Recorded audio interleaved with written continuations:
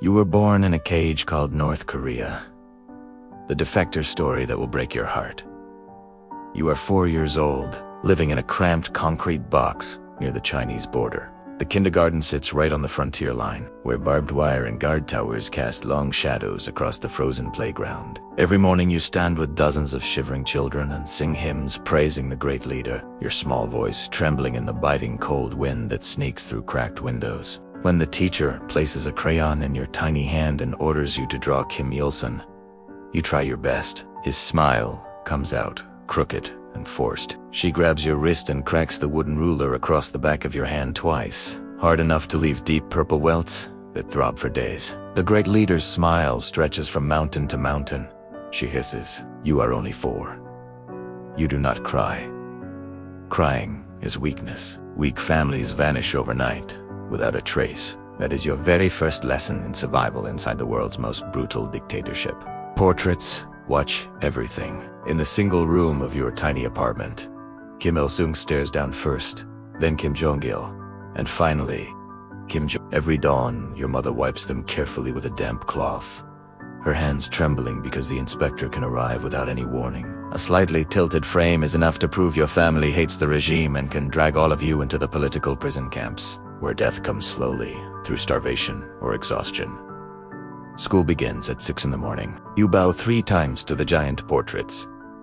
You recite the mandatory thanks to the 3 leaders. By age 7, you have already repeated those words 2,555 times. The teacher reads the sacred stories, like Holy Scripture.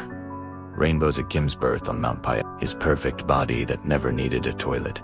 His power to control the weather. Lunch is always thin, corn porridge mixed with grass to stretch the portions. Children's legs swell like balloons from severe malnutrition. You learn early never to complain. Complaint is criticism.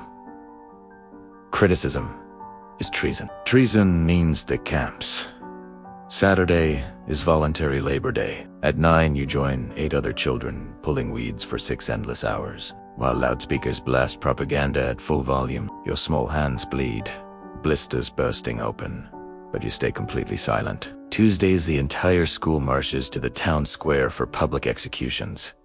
You'll watch a man kneel on the platform, sign around his neck. Watch South Korean films. 3 gunshots, his body collapses. The teacher orders you all to clap enthusiastically as if celebrating justice. Your only true friend, Jiho, shares his precious kimchi when your stomach cramps with hunger. One afternoon he whispers, "My uncle says there is more food in China." You grab his arm in panic. Never say that again. 2 weeks later, his entire family disappears. Their apartment stands empty, door locked forever. You never ask why. Asking questions can get your own family killed. Wednesday nights are self-criticism sessions under a single dim bulb. Your father confesses lazy thoughts at the factory. Your mother admits failing to teach revolutionary spirit. You confess you didn't bow deeply enough yesterday. Everyone watches everyone. Loyalty is performed, never genuinely felt. At 13, the first crack appears. Your father accidentally tunes the state radio to South Korean pop. For 5 minutes you hear bright laughter and catchy beats that make your heart race with forbidden joy. He smashes the radio and buries the pieces. Later you trade 2 weeks of rations for a smuggled USB hidden in a hollow battery. That night, windows covered, you watch your first K-drama. Glittering skyscrapers, cars racing through neon streets, people arguing in public without fear of arrest. The regime had told you the South was starving and Kim Jong-un was the most beloved leader on earth. You realize every word was a monstrous lie that had poisoned your entire life. At 16 you meet Sujian from Pyongyang. Her cousin escaped and lives free in the South. The word free hits your chest like a hammer. Hope and terror mix inside you. You begin planning in secret, heart pounding every night. 17 years old. You eat less and sell your food rations on the black market to pay the broker. January. The Yalu River is frozen thick. At 2 a.m. you crouched with Sujin on the bank, breath fogging the air. The broker signals you run. Ice cracks loudly under your feet. Flashlights cut the darkness. Gunshots explode. Sujin is hit and stumbles. You drag her forward with all your strength, bullets shattering ice around you. You reach China, hearts pounding. Then begin the long, dangerous journey through safe houses. 2 days in the Laos jungle with no food and bleeding blisters, and a leaking boat across the Mekong River.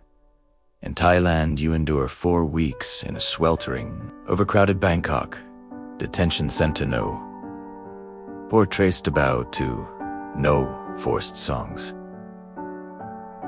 It feels strangely terrifying. Finally, the plane lands in Seoul.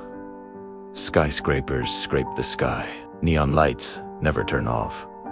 People walk fast, phones glowing in every hand. Freedom is heavier than you imagined. You open the refrigerator 10 times the first day just to prove it works. At night, you check the locks 3 times. Sujin calls crying at 2 a.m. about nightmares of going back. Your parents pay the price. Father sent to a labor camp. Mother exiled to the mountains. The guilt eats at you every single day like a wound that never heals. At 20, you find your voice. You join human rights groups and speak to journalists, politicians, and university students about the camps, public executions, engineered hunger, and suffocating lies. Threats come quickly. Anonymous messages, a broker showing your mother's photo. Be careful what you say. You keep talking anyway. Silence means the regime wins. Now you are 23, standing in a packed university auditorium facing 200 students who cannot imagine a world where thinking differently can get you killed. You roll up your pants and show the scars on your feet from the frozen river and jungle trek. You tell them about Jeho, the rice you never had, every friend who never made it. Someone asks if you miss North Korea.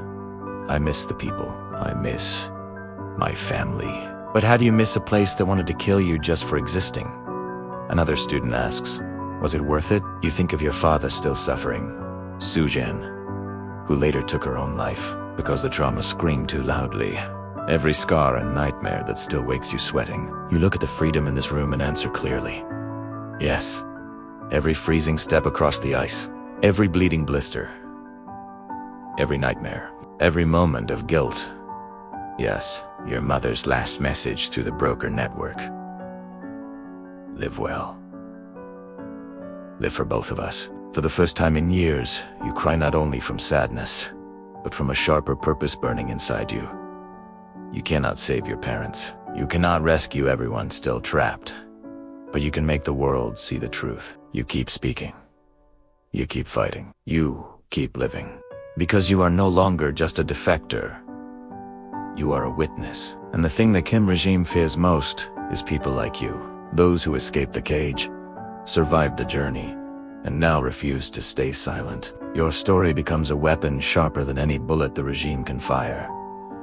You are 23 years old. You spent 18 years inside a brutal prison disguised as a country. You risked everything for one chance at freedom. Even now, with your heart still racing at sudden shadows, you know you would do it all again. Because the truth is worth more than any cage, glittering, or gray. In South Korea's K-pop factories, young idols starve their bodies, break under impossible pressure, and bleed for profit while the whole world cheers and clicks. Same hunger, different stage. You escaped one hell only to watch another wear sparkles and makeup.